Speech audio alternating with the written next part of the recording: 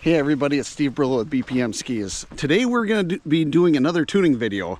But what's goofy is it's not really tuning, it's detuning. So detuning is one of those things that's kind of controversial. You know, if you are nothing short of race bro status, you should definitely be detuning your stuff. So why would we want to detune our stuff? So basically what happens is there's a lot of bad characteristics that can happen from having over sharpened edges. And really what we're talking about is when people talk about, let's say, catching edges, let's say, basically what that means is your skis are always trying to be put into a turn.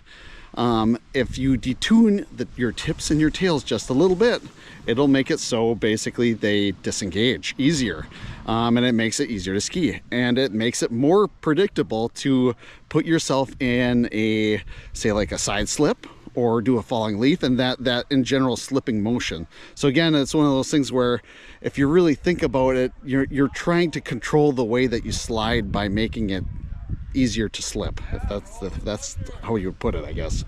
But let's get into it. So what we have here is we have our donut skis, which is, you know, my favorite ski to run basically, and it's our 105 series. And this is another one of those skis where, again, it's stiff enough where your tips and your tails will catch if you try to come in and out of a turn. So really what we're talking about is where your tip comes in contact with the snow, about a foot, I would say, from the tip of the ski back. And basically what that does is it makes it so it doesn't catch right here. A lot of people, it's kind of a misconception that you need to have it as sharp as it can be, but realistically, I mean, this is like super flexible here. You know, it can't really push that much. So if you don't tune your skis, you'll notice that further back, say like more in like this meaty area right here, that's where you'll see that your edges will actually start being kind of chewed up from skiing on them. So if you don't do any edge tuning, that's where you'll see most of the work is being done. So that out there it's a lot of fluff basically. And what I like to do is this. Okay.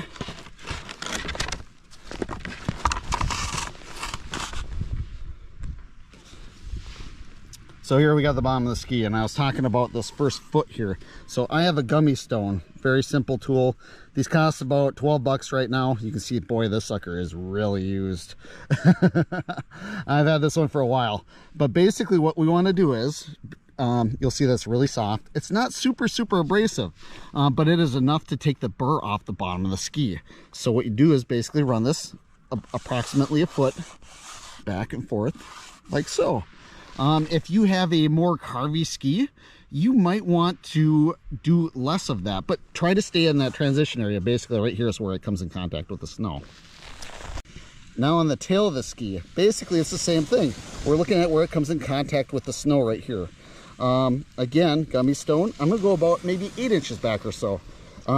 If you are on a more carvy ski, again, you want to shorten that distance by quite a bit. So basically, one of those things that do both sides, it should be good. So that in a nutshell is basically how I end up detuning most of my skis. Again, as I was saying before, if you are on a race ski, you don't have to do it quite as much or at all. If you're looking for the absolute maximum edge grip on ice, that's what you're looking for. To be honest, me personally, I don't really ever sharpen my edges because in general I ski with enough pressure that my edges get pushed into the snow, so it doesn't even really matter. And that's kind of a misconception, you know, is having super sharp edges. It helps when it's really crazy icy, but if you're on tilled snow like at most resorts, you don't really need it. Ski patrollers, this is really important thing to do, especially if you are doing any of your toboggan work.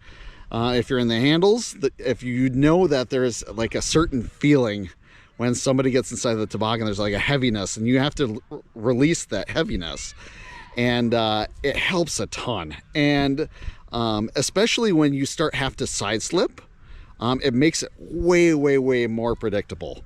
And the falling leaves, all that stuff, all the side work, all of the slow maneuvers become a lot easier when you start to do this. So